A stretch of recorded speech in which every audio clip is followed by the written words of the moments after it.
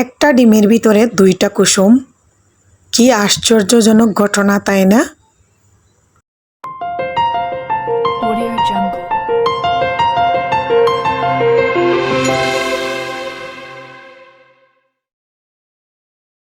আসসালামু আলাইকুম রহমতুল্লাহি ওবারাকাতু। আমার সকল প্রিয় আপু এবং ভাইয়ারা, আপনারা সবাই কেমন আছেন? আশা করছি কাছে এবং দূরে, দেশ এবং দেশের বাহিরে যে যেখানে বসে আমার আজকের ভিডিওটি দেখতেছেন, আল্লাহর রহমতে আপনারা সবাই অনেক বেশি ভালো আছেন। আমরাও আল্লাহ তাআলার অশেষ রহমতে আলহামদুলিল্লাহ বেশ ভালো আছি।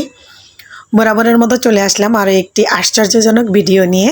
আমি আজকে ডিম কিনে নিয়ে এসেছি, আর ডিমের ভিতরে যে ডাবল কুসুম, সেটা তো আগে আমার জীবনে কখনো দেখি নাই।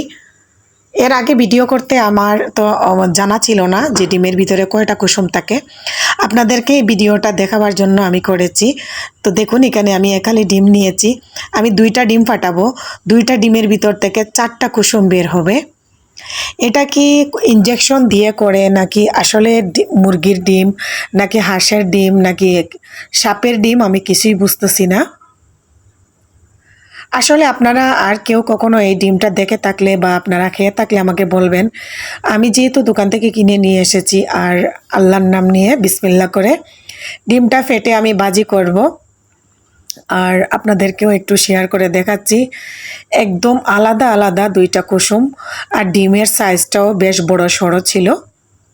আমি মনে করেছিলাম হয়তোবা রাজহাঁসের ডিম হবে, আর এটা রাজহাঁসের ডিম হইলে তো একটা কুসুম বের হওয়ার কথা।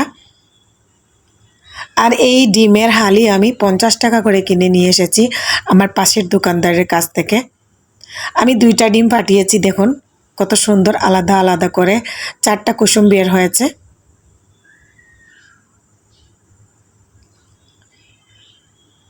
আমি পেঁয়াজ কাঁচামরিচ কেটে নিয়েছিলাম, লবণও দিয়ে দিয়েছি, আর এখন আমি ডিমটারে ভাজবো।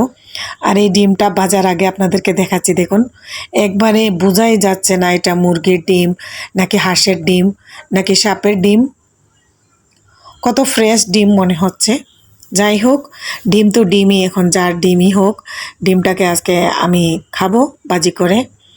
তো হ্যান্ডউইচের মাধ্যমে নাড়াচাড়া করলাম না, হাত দিয়েই ব্লেন্ড করে নিলাম। ফ্রাই প্যান বসিয়ে দিয়েছি, আর রাতের এখন বাজে 11:30। আর রাতের বেলা আসলে তাড়াহুড়োর মধ্যে দোকান থেকে এসে যদি সিম্পল খাবার মনে করি, অন্য কোনো কিছু খাবারের সাথে ডিম ভাজি করে নিলে আমাদের একবেলা শেষ হয়ে যায়। আমার বিপদের বন্ধু ডিম। খুব বিপদে পড়লে আমি তাড়াহুড়া করে ডিম ভাজি করে আমার হাজব্যান্ড এবং আমার বাচ্চার একবেলা কোনো রকম করে ব্যবহার করে নিই। তো যাই হোক, আপনাদের ভিডিওটা কেমন হয়েছে, আর এই ডিম ব্যাপারে আপনাদের কোনো মতামত জানা থাকলে আমাকে কমেন্টের মাধ্যমে জানাবেন, আমি অপেক্ষা করব। আমার গলা বসে আছে, প্রচণ্ড ঠান্ডা পানি খাচ্ছি গরমের জন্য, আর ঠান্ডা পানি খেতে খেতে গলার ভয়েসটা একদম চেঞ্জ হয়ে আসে। অনেক সুন্দর করে ডিমটা ভাজা হয়েছে, তাই না?